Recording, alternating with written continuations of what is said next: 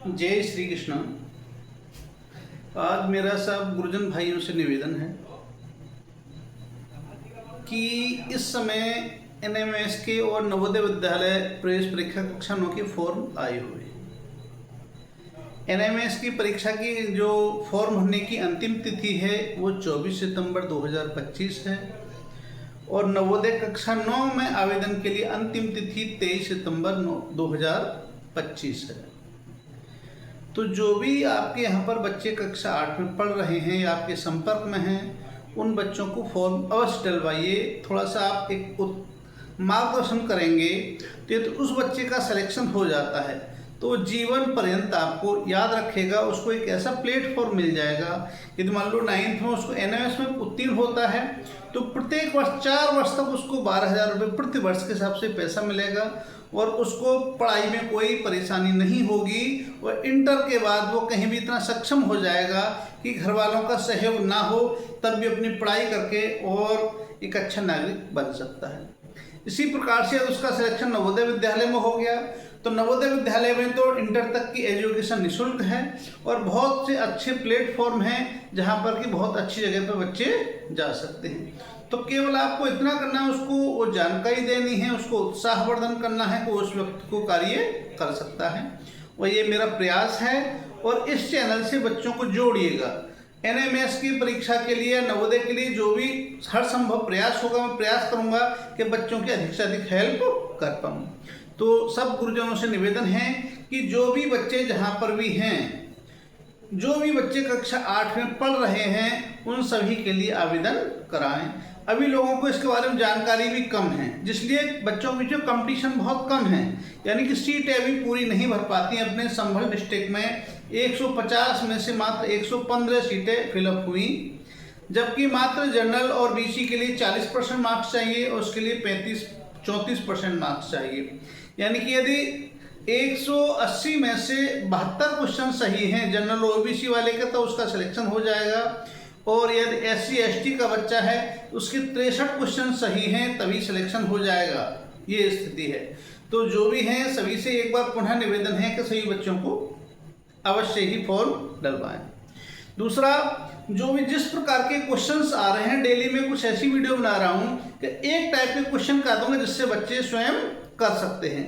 तो देखिएगा, जो आज क्वेश्चन करा रहा हूं मैं, इस प्रकार के प्रत्येक वर्ष 2 क्वेश्चन आ रहे हैं और ये जो क्वेश्चन आज करा रहा हूं मैं, ये जो 2025 की परीक्षा हुई थी नवंबर 2024 में, उसके दोनों क्वेश्चंस हैं और देखिए किस प्रकार से होंगे। सभी बच्चों तक ये पहुंचाएं। पहला है क्वेश्चन, यदि बारिश पानी है, बारिश को क्या बोला उसने? पानी है। पानी सड़क है, सड़क बादल है, बादल आकाश है, आकाश समुद्र है और समुद्र पथ है। तो हवाई जहाज कहाँ उड़ते हैं? उसने क्या पूछा? सबको चेंज कर दिया। ये बारिश को क्या बना दिया? पानी। यदि कहीं बारिश की बात आएगी तो उसे पानी मानेंगे। ठीक, इसी बात चेंज किया है। तो उसने कहा हवाई जहाज कहाँ उड़ते हैं? तो हवाई जहाज कहाँ उड़ता है? आकाश में। अब देखिएगा, बारिश पानी है, पानी सड़क है, सड़क बादल है, बादल आकाश है, आकाश समुद्र है। आकाश क्या है? समुद्र है। तो उसने पूछा है कि हवाई जहाज कहाँ उड़ते हैं? तो हवाई जहाज कहाँ उड़ते हैं? आकाश में। और आकाश क्या है? समुद्र है। तो इसका उत्तर ये हो जाएगा। इस क्वेश्चन में कुछ नहीं, केवल ध्यान से पढ़ना है। 2 क्वेश्चन आएंगे प्रत्येक वर्ष, केवल ध्यान से पढ़ना है। क्वेश्चन क्या है? सीधा कर दिया, पकड़ लो कि क्या पूछा उसने? हवाई जहाज कहाँ उड़ते हैं? सबको पता है जनरल, हवाई जहाज कहाँ उड़ता है? आकाश में उड़ता है और आकाश क्या है? आकाश समुद्र है। तो इसका ये हो गया। इसी प्रकार का दूसरा क्वेश्चन देखिएगा, यह है, यदि धूल को वायु कहा जाता है, धूल को क्या कहा जाता है? वायु कहा जाता है। वायु को अग्नि कहा जाता है। वायु को क्या? अग्नि कहा जाता है। अग्नि को जल कहा जाता है और जल को रंग कहा जाता है और रंग को वर्षा कहा जाता है और वर्षा को धूल कहा जाता है। मछलियां कहाँ रहती हैं? सबको पता है मछलियां कहाँ रहती हैं, मछलियां पानी में रहती हैं। अब हमको ये देखना है कि पानी को क्या कहा जाता है।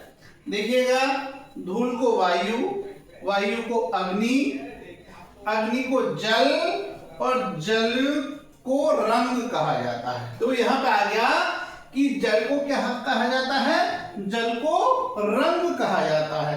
तो मछलियां कहाँ रहती हैं, जल में रहती हैं, और जल को क्या कहा जाता है, रंग कहा जाता है। तो मछलियां कहाँ रहती हैं, रंग में रहती है, इसका आंसर होगा।